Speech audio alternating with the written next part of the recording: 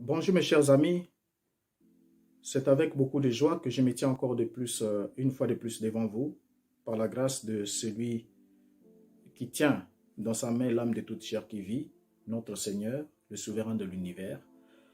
Et comme nous l'avons promis, il y a de cela 48 heures que nous devons aborder la question sur le passage de Actes chapitre 1, le verset 9 jusqu'au verset 11. Pourquoi est-ce que nous devons aborder cette question? Parce que cela pose un problème à beaucoup de personnes au sujet de la manière que Yeshua devrait revenir. Parce qu'ils se disent que Yeshua ne pouvait pas, même s'il avait dit qu'il reviendrait dans cette génération-là, et même s'il avait dit que les disciples ne mourraient pas tous, même s'il avait dit qu'il n'aurait pas cessé de parcourir toutes les villes de Jérusalem, et de toutes les villes d'Israël plutôt, que lui serait revenu, même si, il place beaucoup de même si, mais pour eux, il fallait qu'il descende littéralement du ciel, puisqu'il est monté littéralement. Il fallait qu'il descende littéralement du ciel, et c'est comme ça que eux, ils devraient alors croire, bien qu'il soit arrivé 2000 ans plus tard, et que la promesse qui devait s'accomplir au premier siècle pour beaucoup d'entre nous, elle n'est pas encore accomplie, et elle est renvoyée pour les jours futurs. Le danger, c'est lequel? Comme nous l'avons dit dans le numéro précédent, c'est le littéralisme, c'est-à-dire, lorsque Dieu parle, Yeshua dit « Mes paroles sont, les paroles que je vous ai dites sont esprit et vie ». Vous voyez, il n'a pas dit que les paroles que je vous ai dites sont littérales et la mort, pratiquement. Mais mes paroles sont esprit et vie. Mais ceux qui l'ont écouté, les interlocuteurs et tout de Yeshua, ont toujours eu des problèmes pour comprendre ces paroles. Pourquoi? Parce que ils étaient d'abord dans une période où le Saint-Esprit n'était pas encore donné aux hommes, puisque Yeshua n'était pas encore glorifié, et seul le Saint-Esprit pouvait ouvrir l'esprit d'un homme afin de lui permettre de comprendre les Écritures. Et même les apôtres eux-mêmes aussi ne se sont pas dérobés à cette influence du littéralisme, de l'interprétation littérale des Écritures, et c'est ce qui les avait aussi emmenés dans plusieurs pièges où ils comprenaient souvent très mal les paroles du Maître. La Bible va même nous rapporter que ce n'est qu'après que Yeshua ait été ressuscité et qu'ils aient reçu le Saint-Esprit qu'ils comprirent alors des paroles, le sens des paroles du Maître. Donc tant qu'on n'a pas l'Esprit et qu'on n'a pas vu le ressuscité, on n'a pas vu son ascension, on n'a pas vu les choses qui devaient s'accomplir, et réellement lorsqu'on ne sait pas d'abord se situer précisément où est-ce que nous en sommes selon le plan de la rédemption, alors il est difficile que nous ayons une interprétation spirituelle des Écritures, et très souvent c'est une interprétation littérale, parce que l'interprétation spirituelle est accordée par l'Esprit, et seuls ceux qui ont l'Esprit de Christ peuvent apporter une interprétation spirituelle des choses qui est contraire à l'interprétation littérale qui aveugle plusieurs. Alors sur ce point, nous allons d'abord nous rendre compte que Yeshua a vécu sur la terre. Il a exercé son ministère et il est monté au ciel.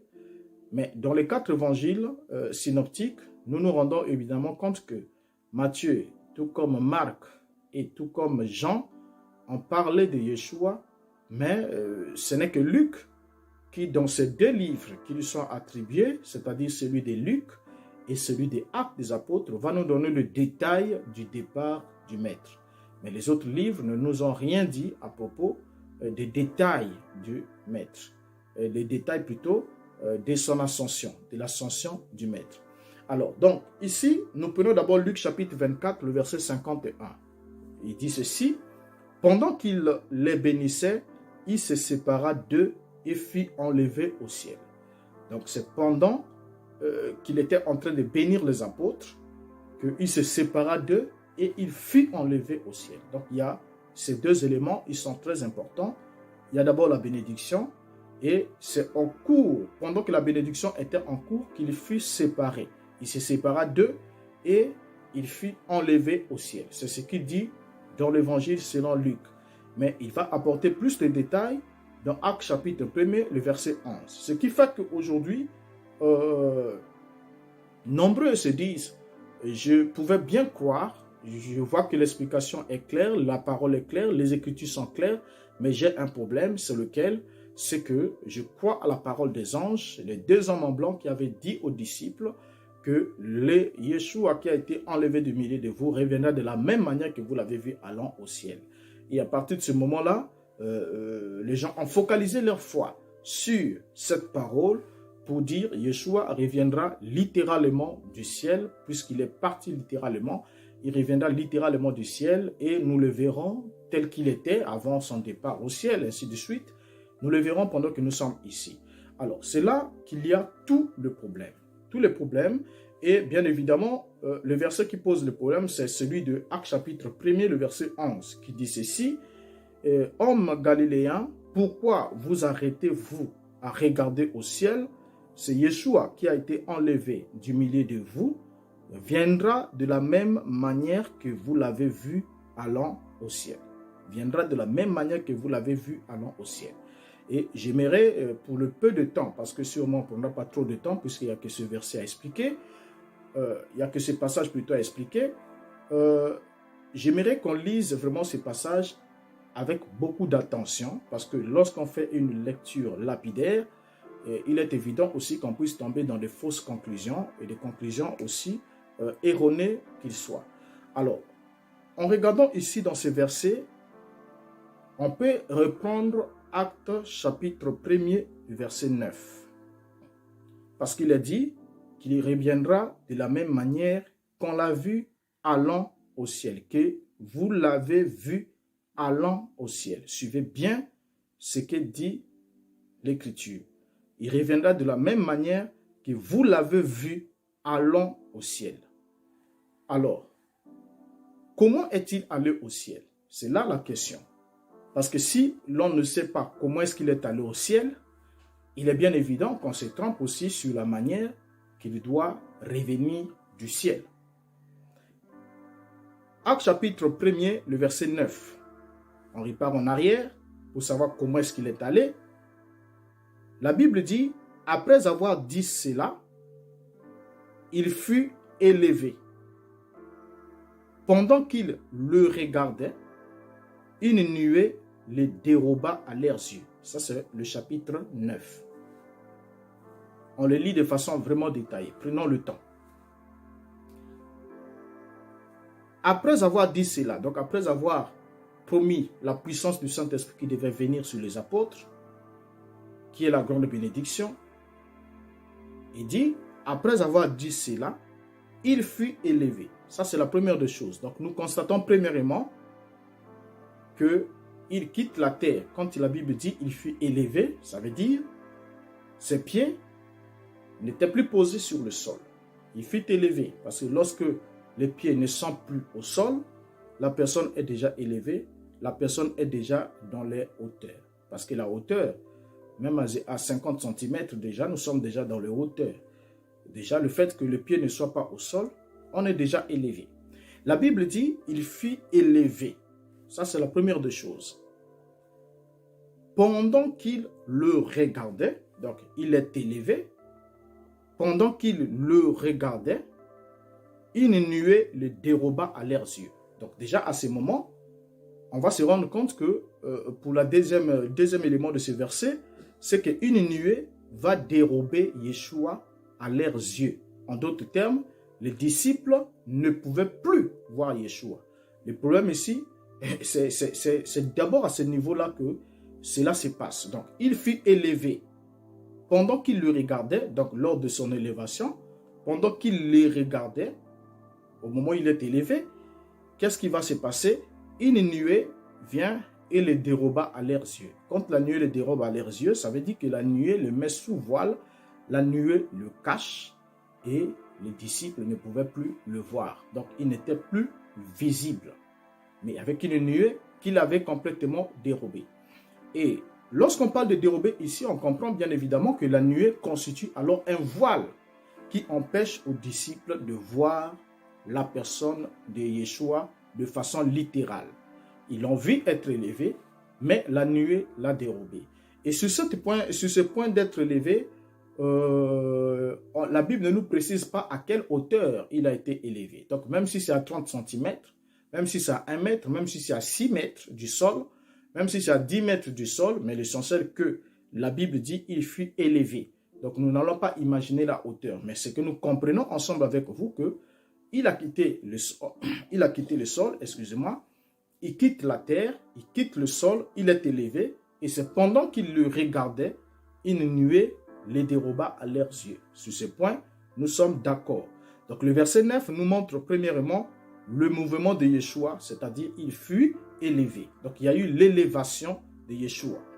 Et avant son élévation, il était d'abord avec les disciples. Bien évidemment, il était avec les disciples dans un corps physique semblable au leur, excepté le péché. Parce que Yeshua était rendu en toutes choses semblable à ses frères. Il y en a qui disent, écoutez, lorsqu'il est ressuscité, il n'était plus physique, il était glorieux, il était ceci, et il voulait même faire des rapprochements avec 1 Corinthiens 15 pour dire que le corps est sémé dans la faiblesse et ressuscite dans la force, il est sémé méprisable, il ressuscite en gloire, il est sémé corruptible, ressuscite incorruptible, en incorruptibilité. Mais là, ce verset de 1 Corinthiens 15, laissez-moi vous le rappeler en passant, puisqu'on arrivera là, ne concerne pas Yeshua, mais concerne uniquement les êtres de la première création, c'est-à-dire ceux qui avaient le corps corruptible. Parce que le corps de Yeshua, il est dit, tu ne permettras pas que ton sein voie la corruption. Donc, ceux qui avaient le corps corruptible, c'est ceux de la première création, et ça n'avait rien à voir avec le corps de Yeshua. Il avait un autre type de corps qui était différent de nôtre, parce que la seule différence qu'il y avait entre son corps et le nôtre, c'est au niveau du péché. Mais sinon, tous les éléments étaient les mêmes. Ce que nous ressentons, c'est ce qu'il ressentait. Tout ce que nous avons comme tentation, tout ce qu'il a subi, c'est ce que la Bible dit, parce que il a expérimenté toutes ces choses afin d'être un véritable souverain sacrificateur qui peut compatir pour nos faiblesses. Alors, regardons. Premièrement, avant son élévation, il était avec les disciples dans des corps physiques semblables. Donc, pendant que le disciple le voit pendant qu'il est dans un corps identique au leur.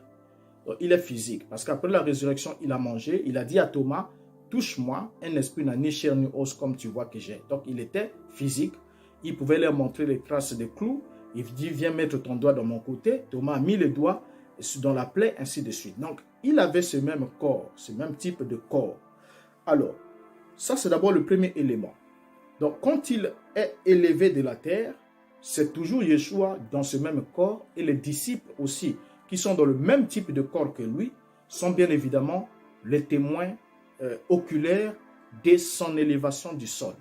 Mais juste après que la Bible ait parlé du fait qu'il soit élevé, et que le disciple ait fixé les regards, le regardait pendant son élévation, on ne sait pas à quelle vitesse il était élevé, peut-être qu'il faisait quelques centimètres par seconde, ou quelques centimètres par heure, ou par minute, mais on ne sait pas le temps que cela a pris, pas comme Superman qu'on voit, piou, il est parti. Non, on n'y pensera pas à ça, puisqu'ils ont pris le temps de le regarder pendant qu'il était en train d'être élevé.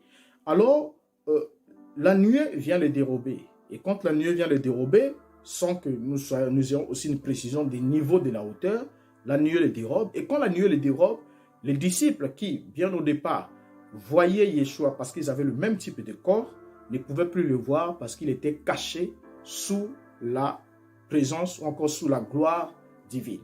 Et lorsqu'il est caché dans la nuée, on va se rendre compte que les anges vont dire alors aux disciples, pendant que les disciples sont restés là longtemps à regarder pendant qu'il était en train de monter, et ils ont regardé, ils sont restés là au lieu d'aller exécuter la commission, c'est-à-dire aller à Jérusalem, attendre de recevoir l'Esprit. Ils ont même voulu rester là parce que pour eux, ils pensaient que c'est le même jour qu'il doit revenir. Il est parti là, il doit revenir. Parce que comprenez avec moi qu'ils n'avaient pas encore l'Esprit pour le conduire dans toute la vérité. Et pour eux, tout était littéral. Tout était littéral. Alors, les anges ont dit qu'il reviendra de la même manière qu'ils l'ont vu être élevé de la terre. C'est la question qu'on doit se poser. Est-ce que les anges ont dit que Yeshua reviendra de la même manière que vous l'avez vu être élevé de la terre? Vous allez dire que non, pasteur, ça c'est un petit détail. Non, ce n'est pas un petit détail. Il n'y a pas de petits détails dans la parole. Et évidemment, c'est aussi les petites choses qui font les grandes choses. Parce que tout ce qui est petit, le grain de sénévé est le plus petit de toutes les semences. Mais une fois qu'il est planté, il devient le plus grand de tous les légumes. Donc, c'est dans les petites choses que Dieu se cache. Et c'est dans les petits détails qu'on découvre la vie et c'est ce qui manque le petit détail qui se perd, puisque étroite est la porte, resserré le chemin qui mène à la vie et peu sont ceux qui le trouvent.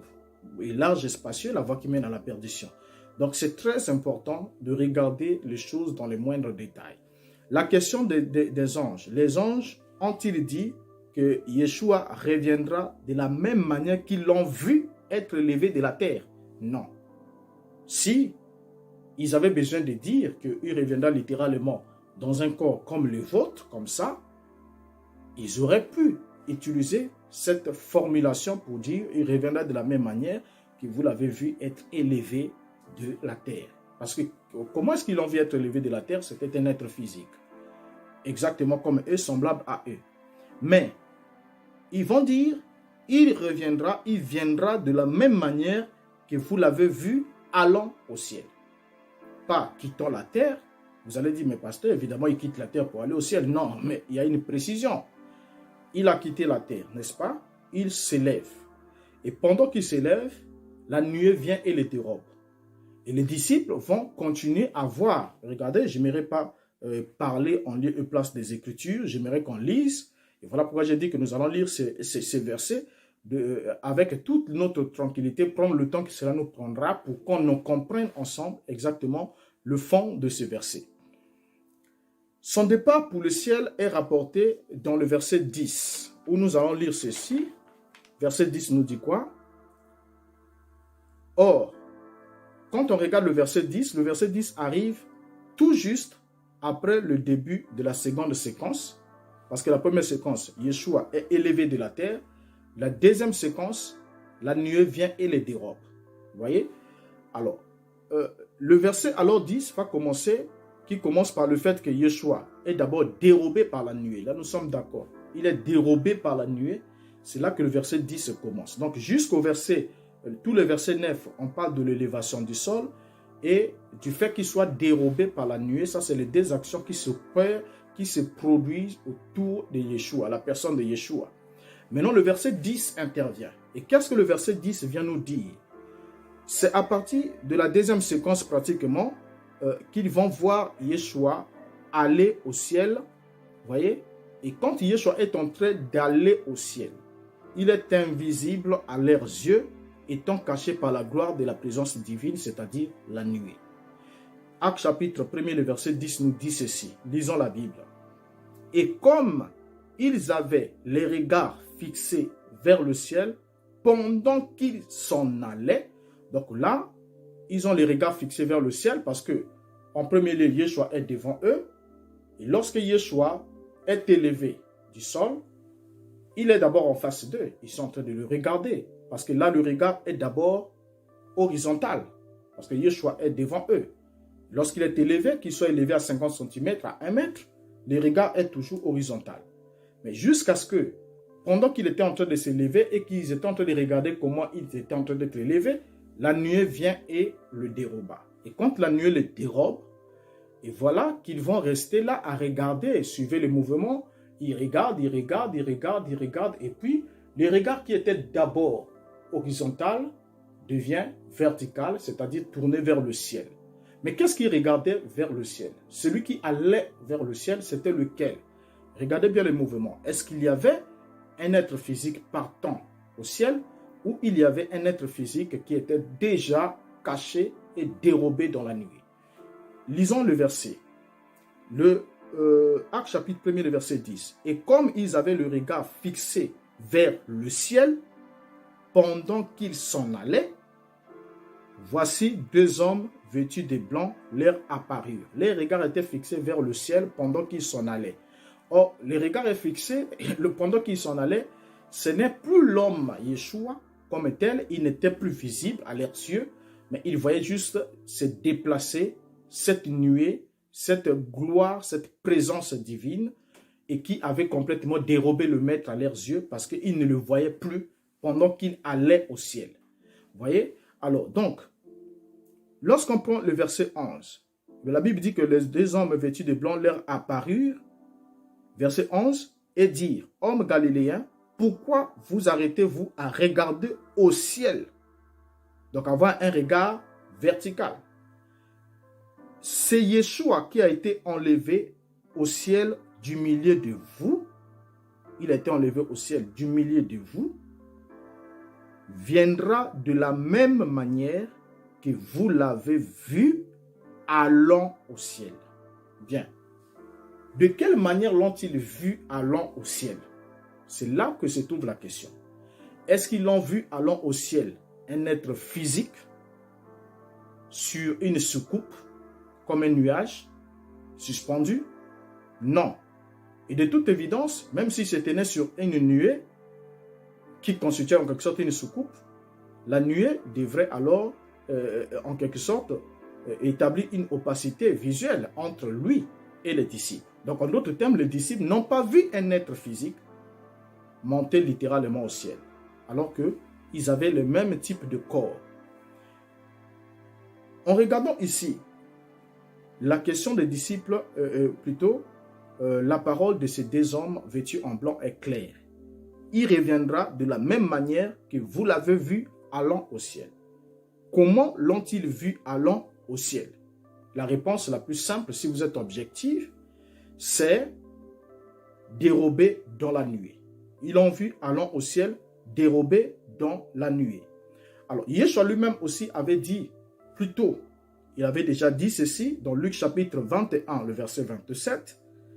Alors, on verra le Fils de l'homme venant sur une nuée avec une puissance et une grande gloire. On verra le Fils de l'homme venant sur une nuée. Il ne dit pas, vous verrez le Fils de l'homme, parce qu'il s'adresse à ses disciples. Pour ce qui est de voir le Fils de l'homme venant sur une nuée, une puissante et une grande gloire, il dit, alors on verra le Fils de l'homme venant sur une nuée avec puissance et une grande gloire. Or, lorsqu'on parle de alors est un adverbe qui indique le temps et qui veut dire à ce moment-là. Et la question, c'est maintenant de savoir à quel moment. Parce que quand on dit alors, ça veut dire que c'est à ce moment-là. Et le moment doit être indiqué plus haut. Parce que alors est un adverbe, vous voyez? Et il signifie à ce moment-là. Donc, il indique le temps. La question maintenant, c'est de savoir à quel moment devrait-il venir? À quel moment devrait-on voir le Fils de l'homme venant sur une nuée avec une puissance et une grande gloire? C'est là que ça pose un problème. Donc, nous sommes d'abord d'accord qu'il revient de la même manière qu'il est monté au ciel, qu'on l'a vu allant au ciel. Et comment est-ce qu'il est allé au ciel? Dérobé dans la nuée. Ça veut dire qu'il était littéralement invisible. Donc, c'est aussi littéralement invisible qu'il revient, bien que étant enveloppé dans la nuée. Et la nuée ici, lorsqu'elle descend, nous avons vu dans beaucoup d'autres passages, vidéos que nous avons vu que lorsque la nuée est associée à la métaphore de la venue, c'est une illustration de la démonstration de la puissance rétributive de Dieu pour punir Jérusalem et accomplir les restes des promesses que nous allons bien comprendre aussi lorsque nous allons prendre 1 Thessaloniciens 4, puisque là-bas aussi, la nuée est évoquée. Alors, à quel moment devrait-on voir le signe du Fils de l'homme venant sur les nuées, puisqu'il dit « alors on verra ». Donc, alors, c'est une conséquence logique qui suit ce qui venait d'être énoncé plus haut. À quel moment viendra-t-il? C'est bien évidemment, c'est la conjonction de temps, lorsque, parce qu'avant qu'il y ait alors, c'est lorsque qui annonce la venue de alors. Faisons un peu la langue, c'est important puisque la parole est aussi écrite dans une langue, c'est bien évident que nous puissions aborder ces éléments que d'autres disent, non, ça c'est des questions sémantiques, nous on a besoin juste de révélations et tout. Et voilà pourquoi il se perd facilement. Lorsque on voit alors, un verset qui commence par alors, ça veut dire qu'il y a un autre verset plus haut qui avait commencé par lorsque. Parce que alors est un adverbe de temps et il est introduit par une conjonction de temps, tel que lorsque. Et lorsque signifie qu'au moment où, ou encore quand, et il introduit en quelque sorte une simultanéité avec l'événement introduit par alors, qui évoque en quelque sorte une conséquence. Ça, c'est les logiques de la langue. Lorsqu'on remonte dans les versets, puisque nous sommes ici dans le verset 27, lorsqu'on remonte, on va retrouver alors dans Luc chapitre 21, le verset 20. Et quand on prend Luc chapitre 21, le verset 20, la Bible dit lorsque, on va retrouver lorsque plutôt, dans Luc chapitre 21, le verset 20, la Bible dit, lorsque vous verrez Jérusalem investie par des armées, sachez alors que sa désolation est proche. Lorsque vous verrez, or, lorsque est une conjonction de temps. Et en prenant alors par la suite Luc chapitre 21, Luc chapitre 21, le verset 21 à 26, Yeshua va expliquer les choses qui vont se produire juste avant que on le voit venir, on le voit le Fils de l'homme venir sur une nuée. Et bien évidemment, ces choses sont en rapport avec la destruction de Jérusalem, un jour de vengeance qui devrait s'accomplir sur Jérusalem. Il devait être mené en captivité, il devait être détruit, il devait être passé au fil de l'épée, ainsi de suite. Et c'est exactement ce qui est arrivé en l'an 70. Donc vous voyez que ce que les deux hommes ont dit, les deux hommes en blanc ont dit aux disciples n'était pas faux. Il leur ont dit, il reviendra, il viendra de la même manière que vous l'avez vu allant au ciel. Là, il n'y a pas de problème. Comment l'ont-ils vu allant au ciel? Ils l'ont vu allant au ciel dérobé dans une nuée, c'est-à-dire invisible à leurs regards. Pourquoi? Parce qu'ils étaient déjà enveloppés de la gloire divine et ils étaient restés dans le corps de la première création. Ils ne pouvaient pas le voir. C'est ce qui fait qu'aujourd'hui, lorsque, bon, ça, nous allons l'aborder quand on va aborder 1 Thessaloniciens 4, et nous allons comprendre pourquoi il doit y avoir un changement de corps avant que nous puissions, nous aussi, aller à la rencontre du Maître. Nous comprendrons qu'est-ce qui se passe dans 1 Thessaloniciens 4, puisque certains disent que lorsqu'il descend à sa seconde venue, il y a automatiquement un enlèvement de tous les saints qui sont vivants sur la terre. Ensuite, c'est un millénium qui commence, et après le millénium, après, bon, d'autres parlent de tribulation et tout. Or, toutes ces choses-là, la tribulation, la grande tribulation, on a un sujet spécial là-dessus. La grande tribulation évoquée dans la Bible, la marque de la bête et toutes ces choses font partie de l'histoire depuis le 1er siècle et n'ont rien à voir avec notre temps. Et même les rêves d'un chef planétaire qui viendra pour diriger le monde et puis imposer une marque de la bête est vraiment une utopie. Et si on avait la possibilité de vivre pendant des centaines et des centaines d'années ici sur la Terre, je crois que certains auraient déjà changé d'avis parce que la plupart des choses que les gens confessent aujourd'hui sont des choses que plusieurs siècles passés, il y a des gens qui ont confessé et espéré voir ces choses se réaliser, mais ces choses ne se sont jamais réalisées. Pourquoi? Parce que ce qui fait partie de l'histoire, Dieu ne les ramène plus au présent parce que juste les gens n'ont pas cru. Donc ce n'est pas parce que vous n'avez pas cru que Yeshua est mort pour ôter le péché de l'humanité, que Yeshua sera obligé de renvoyer, et Dieu sera obligé de renvoyer Yeshua qu'il vienne mourir sur la croix parce que vous n'avez pas cru, parce que vous n'étiez pas là. Et que l'on vous dise qu'il était mort sur la croix pour vous, bon, vous ne croyez pas, mais comme un tel ne croit pas, donc il faut qu'on ramène ça. Non, l'incrédulité de l'homme ne permettra pas à Dieu de modifier le plan, le programme qu'il a déjà établi. Il fait ce qu'il a à faire et c'est à l'homme de le rejoindre ou de périr. Donc, on regarde ici, on comprend que Yeshua revient bien évidemment enveloppé dans la nuée, c'est-à-dire qu'il ne sera pas visible. Il ne sera pas visible aux yeux de ceux qui le verront venir. En d'autres termes, il sera enveloppé. Voilà pourquoi il parle de sa venue dans la nuée, de la venue avec le nuée. En d'autres termes, la nuée est d'abord un voile, la nuée est un char, la nuée est un voile, la nuée est le déploiement de la puissance divine pour exécuter des jugements. Et on a compris avec d'autres passages que nous avons déjà expliqué comment Yahvé est descendu en Égypte sur une nuée rapide, et quand il est descendu sur une nuée, il a tourné l'épée de l'Égyptien contre l'Égyptien, royaume contre royaume. Il a fait exactement ce que Yeshua a annoncé, que cela devait arriver aussi à Jérusalem. Et Yeshua s'est inspiré de même métaphore pour annoncer aussi sa venue lorsqu'il viendra juger Jérusalem à cause de tous les sangs des innocents qu'ils ont versés. Et bien évidemment, c'est là, lors de sa seconde venue, qui fait déjà partie de l'histoire. Donc, on comprend alors de ce fait que il n'y a pas, Imbongrio, il n'y a pas de contradiction entre les paroles de Yeshua qui dit qu'il viendra avec les nuées ou sur les nuées et la parole de deux hommes qui ont dit aux disciples que Yeshua reviendra de la même manière que vous l'avez vu allant au ciel. Et c'est là que beaucoup se sont égarés, se sont cassés la tête pour dire comment est-ce qu'il est allé au ciel. il était un homme et il est monté au ciel, donc il faut que ce soit un homme aussi littéral qui revienne. Mais laissez-moi vous dire une chose, mes frères. Lorsque Yeshua revient, il est revêtu de toute gloire. Et avant qu'on arrive dans 1 Thessaloniciens 4, le numéro qui suivra, et vous devez d'abord savoir avec moi qu'il est revêtu de toute gloire. Et étant revêtu de toute gloire, il ne peut pas être vu par ceux qui sont encore dans le corps de la première création. Et voilà pourquoi ceux qui ressuscitent avec un corps nouveau et ceux qui auront le corps identique à son corps, c'est-à-dire les vivants, qui vont aussi rentrer dans la translation et prendre le corps, c'est-à-dire changer de corps, c'est eux-là qui pourront être dans le même type de corps. Parce que Pierre l'a dit et Paul l'a dit, qu'on va le comprendre ensemble avec vous. Il dit, lorsque notre Seigneur Yeshua apparaîtra, nous serons semblables à lui. Il nous transformera selon l'image de sa gloire. Donc, il y a d'abord une transformation avant que nous puissions le voir.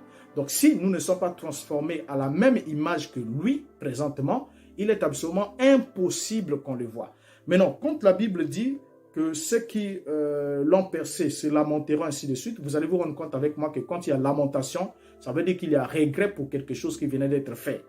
Et les lamentations, lesquelles se sont lamentés, ce sont des Juifs. Et quand est-ce qu'ils se sont lamentés? Ils n'ont pas vu littéralement Yeshua leur montrer les traces des clous, mais ils se sont lamentés à cause de ce qu'ils ont eu à faire, c'est-à-dire qu'ils avaient détruit le temple de Yahvé, et Yahvé aussi avait détruit leur temple et détruit leur vie nationale. Et leur lamentation, même aujourd'hui, ils ont un mur qu'ils appellent mur de lamentation, qu'on aura le temps de parler aussi là-dessus.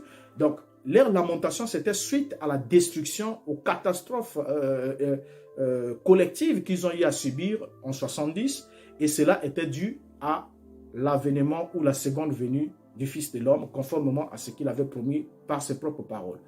Donc, ça n'a rien à voir avec ce que les hommes interprètent comme tel. Qu'un homme qui est ici sur la terre, on raconte des histoires, on dit non, il viendra dans les airs et puis il va s'éteindre. Bon, on se pose la question de savoir, c'est un homme qui pesait pratiquement autour de 60 à 65 kilos, si on peut lui donner le poids normal. Il mesurait autour de 1,60 m ou 1,70 m. Alors, il se tiendra au-dessus de quel ciel? Le ciel de quelle ville? Est-ce que de Jérusalem? Et même s'il est au ciel de Jérusalem, ceux qui sont au ciel de Béthanie, ceux qui sont en Béthanie ne le verront pas. Ceux qui sont ailleurs ne le verront pas. Donc, il faudra que vous ayez peut-être en pensée un dessin animé que je vois les enfants suivre, Naruto, qui parle de multiclonage, c'est-à-dire que Yeshua va se multiplier par des milliards de fois pour se retrouver au-dessus de chaque quartier, au-dessus de chaque ville, au-dessus de chaque continent, afin d'être vu de tout le monde. Ça, c'est une utopie, c'est un rêve. Et en tout cas, ne laissez pas le diable vous tirer au nez jusqu'à ce niveau. C'est vraiment trop honté de croire des choses qui insultent même votre intelligence, parce que l'animal n'a pas d'intelligence, n'a que l'instinct. Mais rien qu'avec son instinct, l'animal ne peut pas accepter, ne peut pas croire à ce genre de choses. Donc, réveillez-vous, mes chers frères.